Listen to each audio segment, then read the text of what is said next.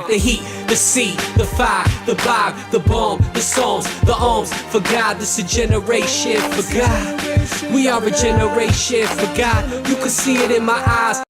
Thank you for tuning in for another episode of Testimony Tuesday on holy5god.com, HFOG TV. My name is Juke from JUKWorld.com, as well as the creator of the Hip Hop Gospels at hiphopholybible.com. That's the Gospels wrapped, Matthew, Mark, Luke, and John wrapped. And also holy5god.com, HFOG TV. I got my man Terrel Sylver on the line. Yeah. From Before and After, up and coming, just smashing hip hop group from Southwest Florida, out of Punta Gorda, Port Charlotte area, and they're killing it on Reverb Nation charts right now. Y'all can check them out. Go on the Reverb Nation charts in this area, and just, you'll see what's up. Listen to their music. They have their music on there. You can actually download the music right now. It's for free. So you can check out their music, and man, just dope Christian hip hop music. I actually had the opportunity recently to record a music video with them, so that's gonna be coming out. Make sure you check that out. It's gonna be crazy. So Terrel, normally how we start this out, man, is we started out just your testimony, just explaining how you came to know the Lord Jesus Christ. Well, I was brought up in the church. My grandfather was a pastor.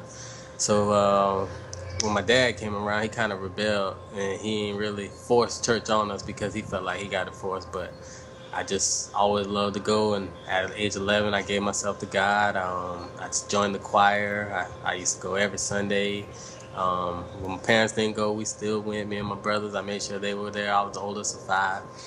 Got a little older, got into playing sports. After sports, I made a bet with my mom. If I got good grades, she'd buy me a car.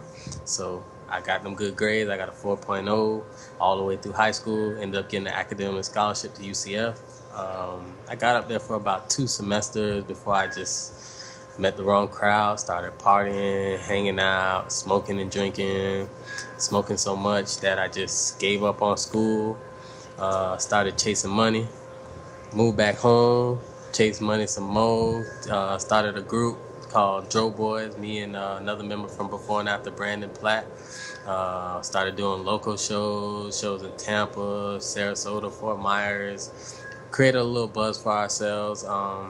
Ended up getting a call with an agent out of Houston named Sco. He took us to New York. We went to Bad Boy Studios. Yeah, his name was Sco. He was from Suave Records. He had worked with the group that sang Knockin' the Boots. I don't know if you remember them. H-Town.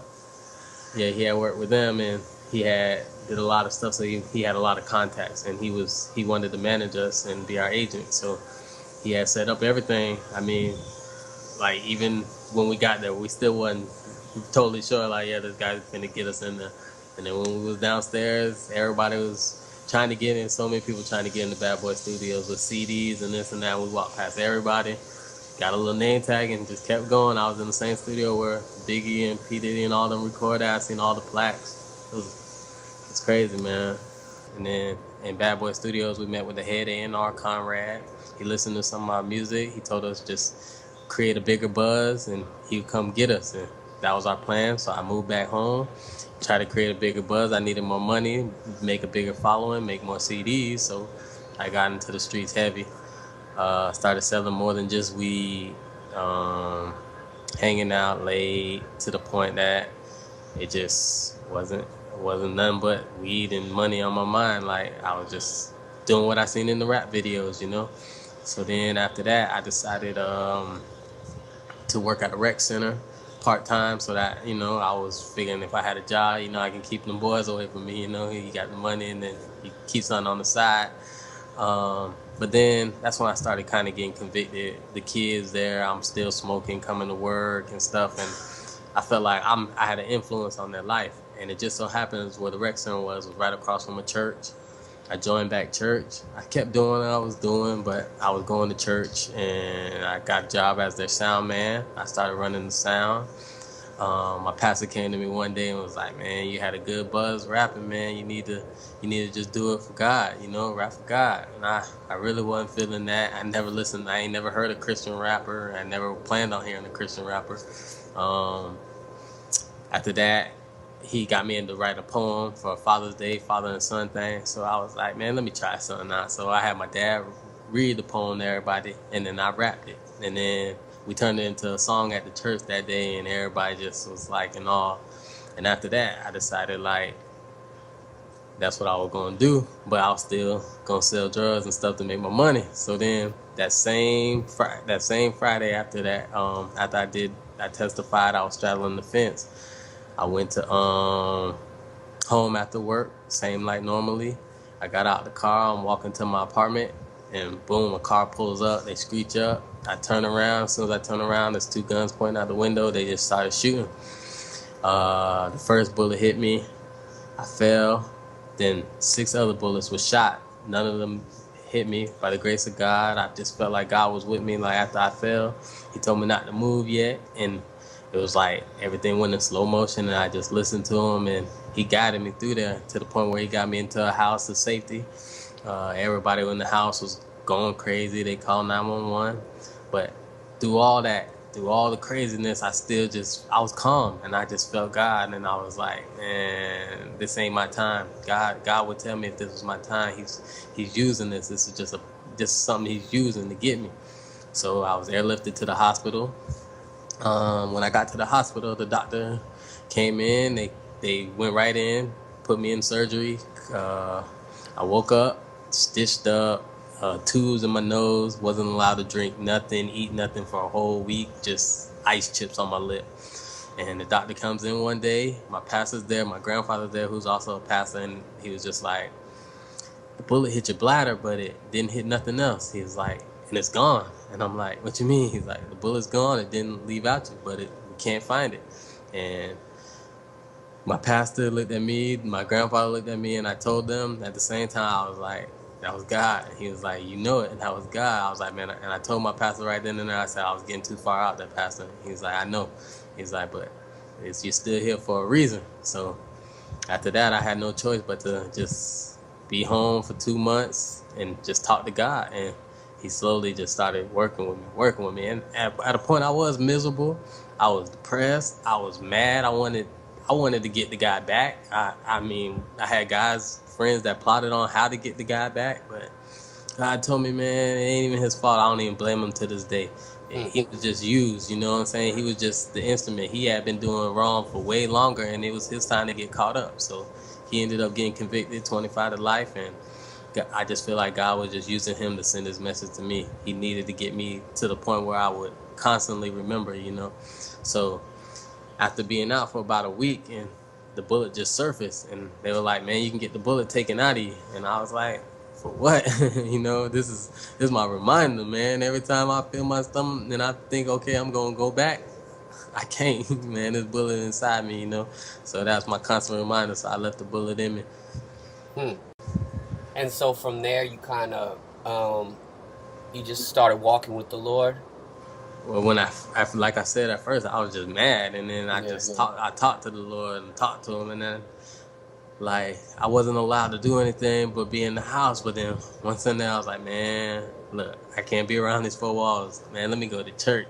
So I called a friend, snuck out. My mom and them didn't know I wasn't supposed to leave the house. I left, I went to church, and then just when I was in there, that's when I felt like, okay, remember what you was doing before you had all this happen? You was feeling about to start to rap. So let's do it. Let's rap for God. Let's lead some people in the right direction. So that's what I decided. And now you're in the group before and after. How many people are in that group? There's a few of us, man. I got a good following, man, because some of my brothers, they was already doing the right thing, and one's in Orlando and one's in Daytona, so they was already rapping for God, and they've been trying to get me to for the longest, and so I just started it by myself, and just because I needed to just get away from everything, and just do it for myself. So then my friend Brandon, who was with me in the Joe Boys, I finally convinced him to come back around, man. And when I convinced him, that's when we just took off. Then I got a band behind me, so we got some band members. I got my brother Chris, my brother Fred. We got one of our brothers who plays lead guitar over in Europe. He's gonna come back and be part of Before and After. So Amen. yeah, Marcus, shout out Marcus. Amen. Shout out. With Brandon, when did y'all start Before and After? Well, actually, I started Before and After without him because he was still, because we, like I said, we lived the same lifestyle for a while, and he wasn't totally back into God, even though he probably met God probably around the same time, about 9, 10. He went to the church that I ended up going to later in life. He was already part of that church. So when I started Before and After, it was just something I just decided I was going to change, and because, like I said, God had to move me away from everybody. Actually, me and him lost contact for a while. I think he moved out of town, and I just started hustling, and I started with Before and After, and I reached back out to him, and at first he wasn't feeling it. He was just like, nah, I can't do that type of music. I don't rap no more. I gave up on rapping. And then I just kept at it. I got a couple shows. We did a couple watch nights at the church, and he was there for one of them, and he was like, man, maybe I might can do a chorus for you. So that's how I got him started back, and he did a chorus, then he did another one, and now he's a full-time member. And what is the vision for Before and After? The main vision is just to try to get kids and the youth today to learn what we learned after before, so that they don't go down the route and have to make all the mistakes. Because we have a lot of influence on them right now at our age, before we get too old, where they think we're too old, and we're right at the right age where they still think we're cool, so we can influence them to go down the right path. So that's the main thing, just to make sure. And like I have a son, to make sure that he doesn't have to do that. Like he knows God early, and he just sees here's my story, and just stays away from where I went. Yeah. Now, if we were to fast forward, 5 years from now, ideally, speaking of faith, where do you see your ministry and what you're doing?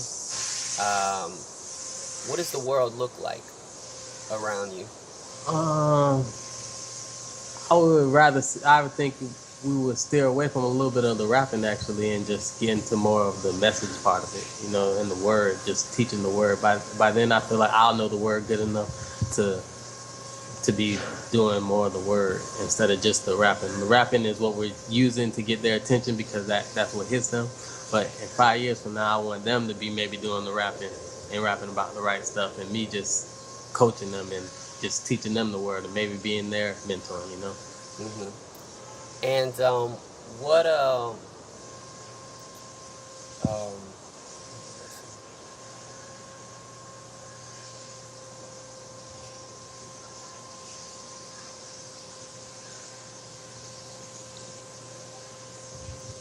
so do you see yourself like having, if you saying that they're going to be doing the rapping, do you see yourself like being behind the scenes, like helping them come up? Yeah, that's my ultimate goal, man. I rap now and I'm letting God lead me. I feel like that's where he's leading me right now, but I'm following his vision. But I plan on being just the founder of Before and After, and making this a movement that can be taken over by today's generation and their youth, that they'll start off making the right music and reaching out to the kids their age, because soon I ain't going to be able to influence them. They're going to influence each other. So hopefully, I can get just to being the co-founder and spreading Before and After across the world, man. Just where we go spread the gospel, man. Not just in church, reach outside the church. That's my main thing, to be outside the church, the four walls. How many years ago was it that you got shot? How many years ago? It'll be 3 years on the 26th of this month. And how many years how long has Brandon been a part of the group as well? Is it shorter time? Yeah, probably about 4 months. 5 months. Okay. And so when you talk about this worldwide movement of Before and After, do you see that basically as a bunch of youth coming together to put out great to Bless you. put, thank you, to put out great hip hop, Christian hip hop music, as well as messages. Is that kind of what you see? Yeah, that's exactly what I see. I mean, like I know something right now that I'm aiming at that inspired me to get to do this because I see them posting on Facebook about their music and I listen to it and I don't chastise them, but I'm slowly hoping that I can influence them to take. I see their talent. I just want their talent to be used for the right thing. Hmm. If there was a central message that you had for before and after for the youth, people are watching right now, maybe people that are going through the same type of lifestyle that you were living, what would that message be? What would you tell them if they're watching right now and like who cares about Jesus Christ? Like whatever, my parents made me go to church. I'm not with that. I got to make money. I got to get paid. What would you say to them? I would probably hit them with Romans 12:2, be ye transformed by the renewing of the mind, because it's all about what you let go in your mind, what you let rent space in your mind. Like if this is what you see, this is what you're gonna imitate. Even if you say, oh, that's not me, this is all that's in your mind, so it's playing back, and it's growing. Once you plant that seed, it's growing and growing. So I would tell them, man, just change the way you think and it changes everything, man. That's the best thing I done learned from God. I think when he hit me with that, like watch what I watch on TV, the music I listen to. Like, yeah, I still listen to some secular rap, and because it still hits me, and that's what I was raised up on. But I find myself when I hear too many curse words, I feel myself like, let me change that. Let me change that so I can slowly feel it changing. So it's just about what you let go in your mind, man. If you change what goes in your mind, then you can change a lot about yourself. Now, what if somebody's like, yeah, but I like this lifestyle. I like getting high. I'm having fun. I'm out partying. I'm chasing girls. This is fun. Why would I want to change? I tell them, man, it's consequences that you don't see in that lifestyle. Same thing, like the videos portray a lot of stuff, but they don't let you know that these guys are backed up by $1 million people. So if they get caught with this whole bag of weed, they can get off. But if you get caught with it, it's a whole different scenario. You don't have them same big time lawyers. So that first thing to tell them to change a little bit. Yeah.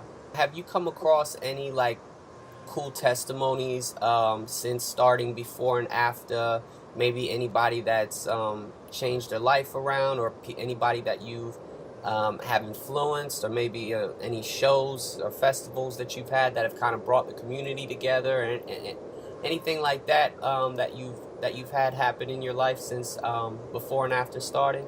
Yeah, man, it's been a few, but the biggest one was when you came and shot that video, man. When you just shot this video last week, I've been getting texts and texts like, "Thank you, That's what the community is supposed to be about. It was just a good time for a good purpose. It wasn't no violence. It wasn't no arguing. People stayed out there all night, just kept growing and growing, and that hasn't been in our community in a couple of years, man. Actually, that center they're trying to take away from us, and that was even something that next Sunday on church we performed and."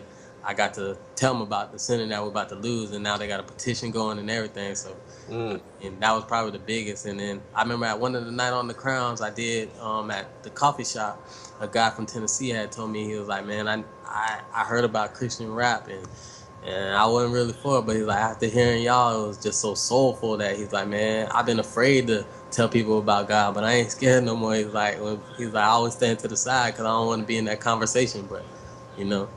And a big influence, another influence on my life personally, since I started, was when I met Jericho, man. Jericho, I don't know if you guys know him, Jay Robinson. He's not just a rapper, man. He's really living the life, man. He really is trying to make a difference, and he inspired me to not be a rapper. I tell him now every time I perform, I'm not entertaining you. This is not for entertainment. This is for God. I mean, I'm preaching the word through the way I know. If I knew how to be a pastor, I'll go up there in the pulpit. But that's just not me right now. But this is how I know I get my word across, and I'm speaking the same thing they're speaking, just relating to you different. So that was a big influence, man. And shout out to Jericho, man. Keep doing what you're doing, bro. Shout out to Jericho. Now, where did you meet Jericho at? At a thing called The Fold. We did a show there at The Fold. That was the first time I met him, and then we did something in the park, that same rec center, and I had him be the main artist that day. And he came down with no problem, and he just rocked. So ever since then, we've been in cool contact, man. Um, what artist would you like to work with? If I gave you, and if you have, if there's a couple artists, you can name a couple names, you know. But if I gave you the opportunity, maybe they're in Christian, maybe they're not in Christian music. If I gave you the opportunity to meet one artist or to work with one artist or 3 artists or 5 artists, which artist off the top of your head would you want to meet or work with? Probably Thizzle. I really like Thizzle's movement. I feel like we relate because he came from the streets too. I would say T.I., even though he does secular music, he has a strong movement inside him, and I could tell. I mean, I watch his TV show like Family Hustle. He's family oriented, and he's more than just the music. So I work with T.I. Diamond, I haven't done a track with Diamond, man. Diamond, she same thing. Like, it's just something about her, that her spirit, man. And that's my thing. It's just not even about how good you could rap. I don't care about that. It's just, can I believe you, and are you really trying? So I really like Diamond. Shout out to Diamond. Lecrae, because he's probably the biggest Christian influence I have. That'll probably be it, man. Nice.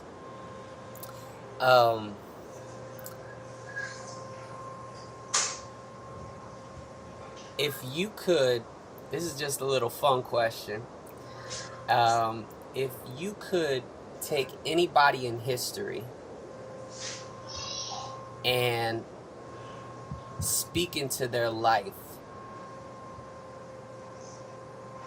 and possibly influence everybody that they influence